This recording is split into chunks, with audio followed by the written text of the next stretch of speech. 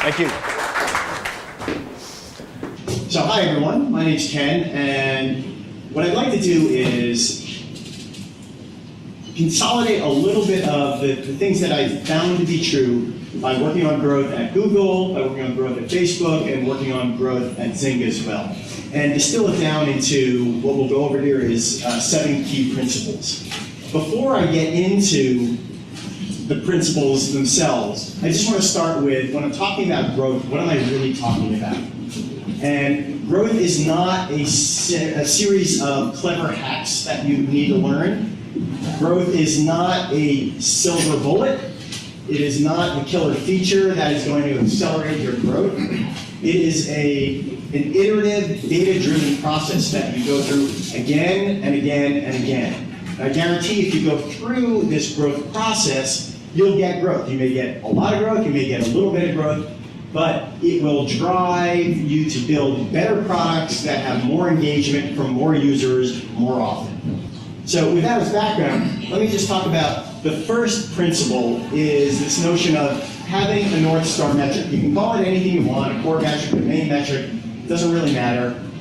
This is getting the team together to focus on what is the single metric that you're going to focus on growing.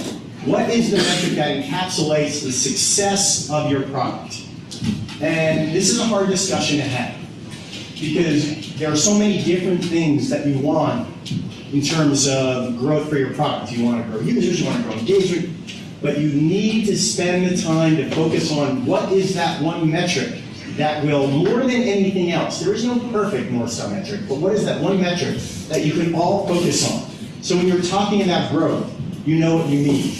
Otherwise, what ends up happening is you'll launch a feature, you'll measure the results of that feature, several graphs will go up, several graphs will go down, you'll pick the ones that went up and say, look, it grew something. That is cheating, that's cherry picking. You have to figure out beforehand, what is it we're trying to grow? So a couple of things about the North Star metric is it answers the question of how do we define success. And it also has the attribute that as you change different parts of your user funnel from user awareness to user acquisition to engagement and retention and reactivation of those users you've lost, if you improve any of those stages, that metric should go up. So a couple examples here, I've listed a few. When I was at Facebook, our North Star metric was daily active users. Success for us was getting as large a community as possible to interact with each other as often as possible. So the way we measured success was how many people in that community were active on a daily basis and interacting with each other. Another example, Airbnb. Their definition of success, they're a marketplace. They have people who want to rent out rooms, and they have travelers who need a room to rent. Every time they compare them together, that's success for them. Both sides of the marketplace are getting value there. So their measure of success is nights booked. And I won't go through the rest, but you can see a couple other examples here. But before you start growth, you need to figure out what is that one metric. Otherwise, you will have countless debates in terms of prioritization of things you want to do, because some people want to drive metric A and others will want to drive metric B. You need to do this. Once you have that, the thing you really want to focus on is, this is something that G2 was talking about, and I'll dive in a little deeper. What do we all do when we launch a product or when we launch a feature? We drive as many people as possible to use that product. It's all about acquisition. And it turns out that's not the right way to do it. You have the leaky bucket where you're driving people in, and until you have the right product, all you're doing is bringing a lot of people in who are going to fairly quickly churn out. It's really important to focus on retention first. So the question is, well, how do you know when you have good retention? And you hear terms like product market fit. Here's how you know when you have good retention. It's this retention curve. And for those of you who haven't seen it, what this simply shows is for a particular group of people, a cohort of users who start on a particular day, what percentage of them came back on the next day and the next day and the next day? So if you had 100 people who showed up on January 3rd, well, that's 100% on January 3rd. That's how they got into that cohort. Out of those 100 people, how many showed up on the 4th? And how many showed up on the 5th? And how many showed up in February and in March, et cetera? And you will draw a curve like that. And your curve will almost always look the initial part will look something like that, where you will see a steep decline. But when you have good retention, when you have good product market fit, you will see it flatten out. It'll never get entirely flat, but you need to get it close to flat. It'll never get entirely flat because someone always points out that, well, if you wait long enough, every one of those 100 people will eventually die, and the usage drops off. So yes, it won't get entirely flat, but you need to get it pretty flat. Once you get it pretty flat, that's when you've got product market fit. The other question, and as you heard from my background, I'm an analyst by training, so it kind of pains me not to label my axes here, but I did that intentionally. The question is, where should it flatten out? And so, where do you think it should flatten out? What percentage is good retention? I'm looking at you because you looked at me. That was a mistake. What percentage? Yeah, you. The plaid shirt. What? 80. 80%. Okay. Anybody else? It depends. It's the market. It depends, right? Of course. So I didn't label it because, in fact, it's more than it depends. The thing that moves that line up and down more than anything else is how you define what you mean by an active user. Do they just have to open the app? Do they actually have to post something in Facebook? Are you looking at it? Do they have to be active that day? Do they have to be active that week? Any of those moves that line pretty much more dramatically than anything else you do. So it's incredibly dependent on your definition. So it doesn't really matter. The thing that matters is the shape. Get it flat. Once it's flat, that's your baseline, then focus on moving it up. And in terms of how do you move it up, how do you increase retention, it's really important to focus on the first mile. Because if you're a typical app, within the first 3 to 7 days, you tend to lose about 70% of the users who try your product. So how do you improve that? There's 2 things you can do. The first is you want to focus on this notion of activation. Not just onboarding, there's always a strong focus on, well, what do we want to do when the user comes into the app? How do we onboard them? How do we get them to create an account? How do we get them to sign up? That is an important part of activation, but activation is broader than that. Activation is getting a user to a state where they are an engaged and retained user. And it can take quite a while sometimes. So activation is a process that you get them through. So when you think about how do we get them to an engaged state, it changes what your onboarding flow looks like. This was an old version of Google Drive and a newer version of Google Drive, the onboarding process. This was the old onboarding process, where it would walk through, and you've all seen things like this that says save everything, access everywhere, share with anyone. It's walking you through all the great benefits. And as you can see by the numbers, basically 70% of the people swipe through 1 or 2 and then go, forget it. For the 30%, they never come back. So for the 30% who do make it through, what's even more insulting is you ask them, did they go through the onboarding flow, and their answer is no. So people either don't make it through it, or the ones who do make it through it don't remember making it through it. So why the hell are we doing it? So we got rid of it. There is no onboarding flow, and you'll find in most cases that getting rid of these, here are the benefits of the app, almost always drives an increase in retention. And there's lots and lots of research as to why that's the case, but it is almost always the case. This is what happens now. We focused on what are the things that correlate with your user being retained. And one of the things in Drive, not a surprise, but highly correlated with being retained is uploading a file into Google Drive. So the first thing you see is that on the right. You open the app and it says upload a file, and it highlights it and it gives you information about how to do it. So we're immediately getting you into an engagement and retention type of action. So that's one of the things you want to do with the first mile. The second thing you want to do is this thing about driving people to your magic moments. That's essentially what activation is really about. It's about driving people to magic moments. And a magic moment is, that's the aha moment. I understand what this product is about. I understand what the value is. I understand what's unique about it. It's what's going to bring me back. So again, the activation process is how do you get somebody not just to create an account, but to experience your magic moments, plural. Hopefully your app, you can identify multiple of these. And the way you identify them is look at your data. Look at the things that are correlated most heavily with your users who are retained. Those are the things that will drive users to come back. So this is Google Photos. I'm using Google examples. Got access to good screenshots. So Google Photos on iOS had a challenge. It's not the default app. And if you position it as just another photo gallery, there is no aha moment. Google, the iOS Photos app does the same thing. It can show you photos. It has albums. The aha moment for Google Photos is this. When you type in dog on the beach, that is actually my dog. It is not my beach. But when you type in dog on the beach, you get these photos. And those are my son's legs and so on in there. But I didn't do anything. I didn't tag what my dog looks like. I didn't tag what a beach looks like. That's when you do that in first time in any of these apps, and it comes up, Google Photos, and it comes up with a list of pictures of dogs on a beach. It's the kind of wow moment of, how did it know that? And that's the thing that's like, this is great. I no longer have to even create photo albums anymore, because I can just ask it to show me pictures of my dog, or pictures of my daughter's bat mitzvah, or whatever. It will find it, and it does a pretty good job. And now, Apple Photos does the same thing as well. So this was originally an aha moment. Now there are different ones where it actually finds and recommends for you to share photos with people who it's finding in photos who you shared with before. So it's simplifying the whole notion of photos being this sharing moment. So now what we're doing, when you onboard someone into Google Photos, it's not create an album, because everyone can create an album. It's search for something like dog on a beach, or people smiling in a restaurant.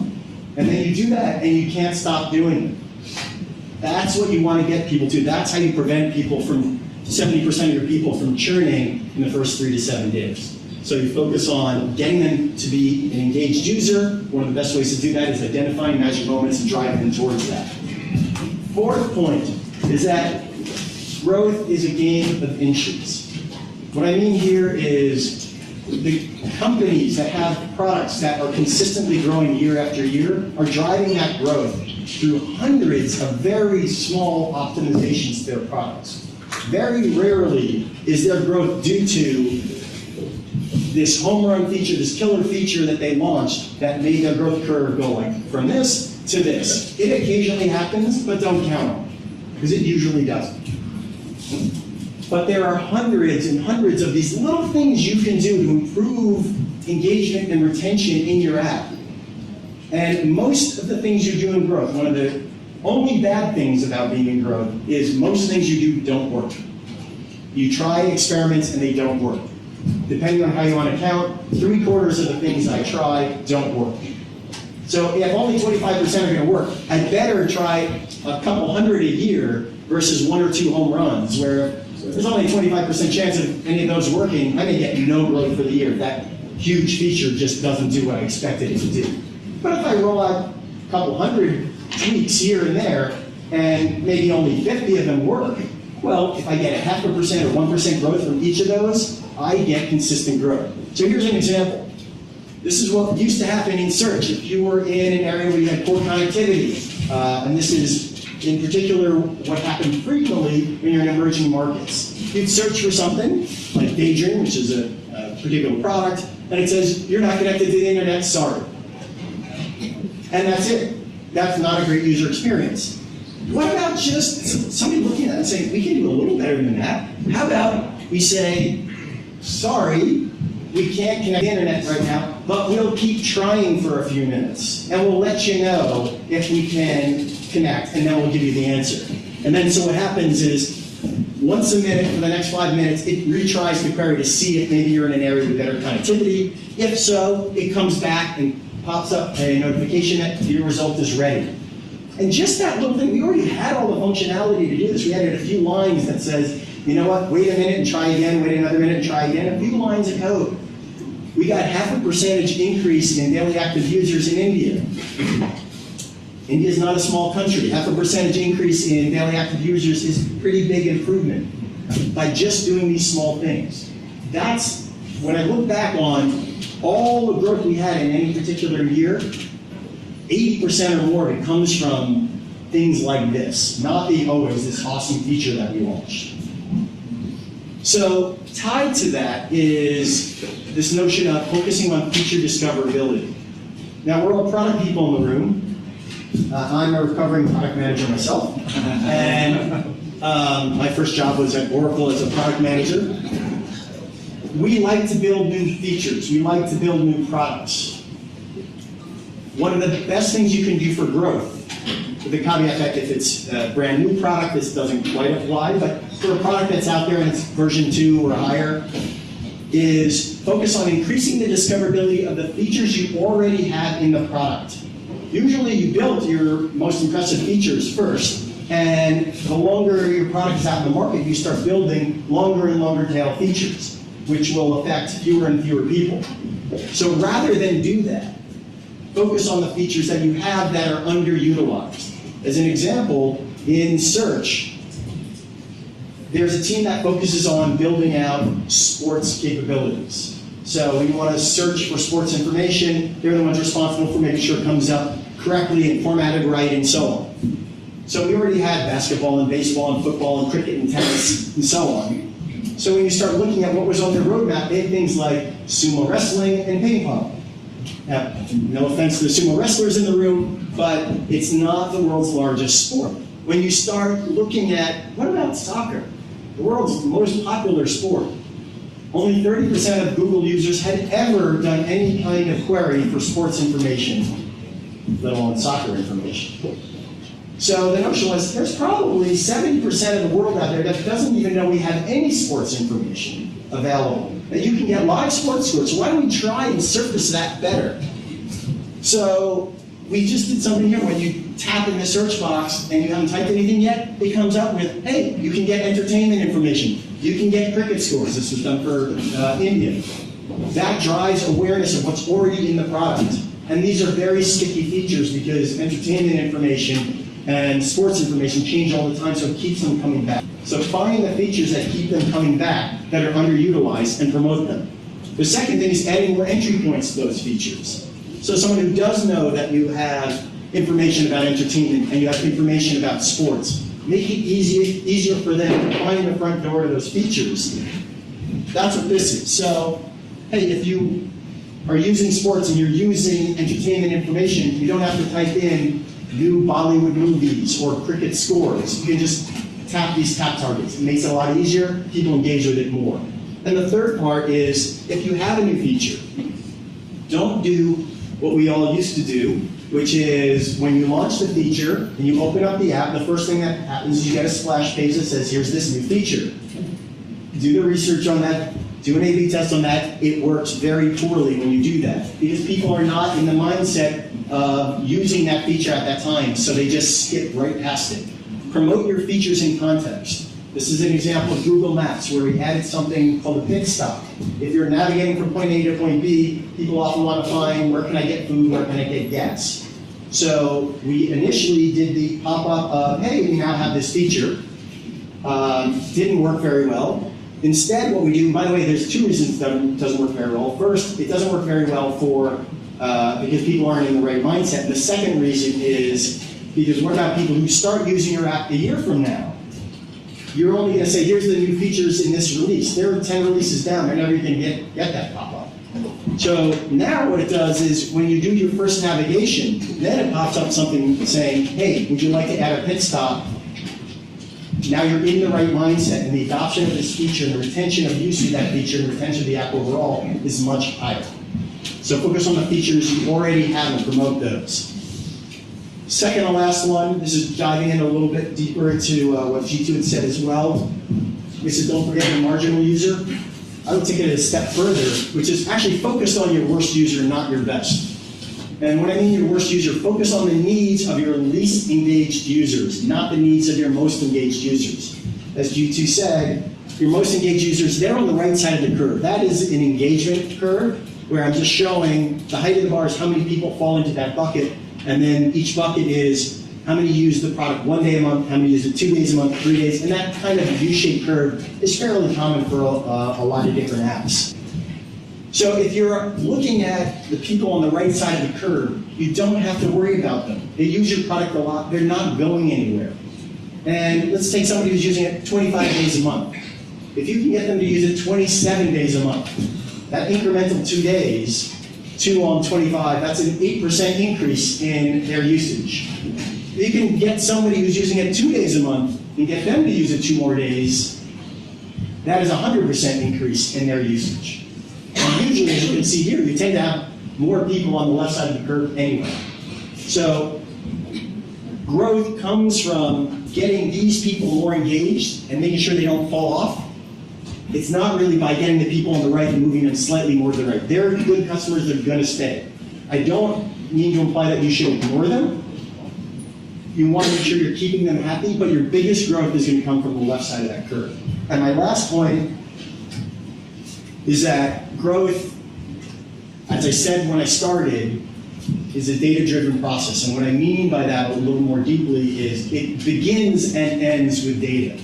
It is not something where you run experiments and you use analytics to just figure out whether this experiment had a positive or negative impact on your metric. You actually start the process with analytics. And you go through these, I talked about a growth process. This is it in 3 big buckets. It's understand where the first thing you do is run analytics to figure out where are your users coming from, how are they getting into your product, what's your onboarding process looking like and how well is it working, what are people doing in your product, and how engaged are they actually. From that, you will identify or be able to identify areas for growth. One example I talked about is what are the features that the people who do find it is very engaging for them. They come back a lot, but it's woefully underutilized. Those are the types of things that you can identify as great growth opportunities.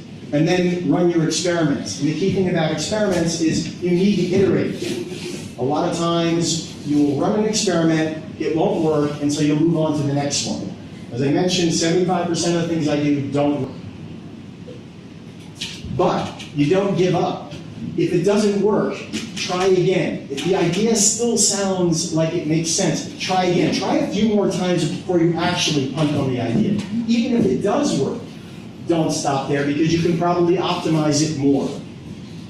And in fact, if you run an experiment and it works the first time, consider yourself extremely lucky because there are so many different ways to implement these things. And if you get it right and you happen to choose the one way that does work really well first time, again, consider yourself lucky. So it's a data-driven process throughout the entire process. So hopefully I've been able to share a few things in terms of these principles that you can use to take your products to drive better engagement, better retention. Thank you.